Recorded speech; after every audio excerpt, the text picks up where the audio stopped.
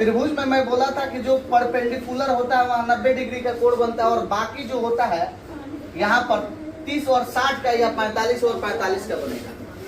इसे हम न्यून कोण के नाम से भी जानते हैं, क्योंकि न्यून कोण वो होता है जो 0 डिग्री से लेकर 90 डिग्री के बीच में कोण बनता है, वह न्यून कोण कहलाता है। यहाँ पर जब हम नामकरण करेंगे तो इसे हम नामकरण में ए दे देंगे, इसे बी दे देंगे और इसे सी दे देंगे। यदि यहाँ थीटा डिग्री का कोण बन रहा है तो यहाँ 90 माइनस थीटा डिग्री का कोण बनेगा, राइट। अब इसको समझ लीजिए कि ये जो लाइन है, इस लाइन को हम लोग क्या कहते हैं। तो इस लाइन को सभी कोई समझो ना, तुम लोग भी समझो, लड़का समझो तुम लोग। इस लाइन को हम लोग क्या कहते हैं? तो इस लाइन को हम लोग कहते हैं हाइपोटेनस। क्या कहते हैं? हाइपोटेनस, जिसे हिंदी में कोण कहा जाता है। और जहाँ थीटा लगा होता है उसके ठीक नीचे वाले पार्ट को कहा जाता है आधार।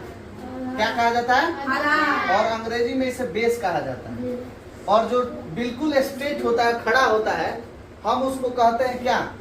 परपेंडिकुलर। परपेंडिकुलर कहते हैं, जिसे हिंदी में लंब कहा जाता है। क्या कहा जाता है? लंब कहा जाता है। अब यहाँ पर एक ट्विस्ट होता है कि इन तीनों लाइन को पाइथागोरस प्रमेय के अनुसार यदि देखा जाता है तो पाइथागोरस एक गणितज्ञ थे जिन्होंने अपना एक नियम दिया था। पाइथागोरस ने एक अपना प्रमेय दिया था, एक ट्रिपलेट प्रमेय दिया था, जिस ट्रिपलेट को कहा जाता है कि कहता है कि कर्ण स्क्वायर बराबर होता है आधार स्क्वायर प्लस लंब स्क्वायर। अगर कोई अंग्रेजी वाला बच्चा होगा तो उससे जानेगा कि इस लाइन को हम लोग AC माने हैं तो हो जाएगा AC square equal to AB square plus BC square. यही पाइथागोरस का ट्रिपलेट फॉर्मूला है।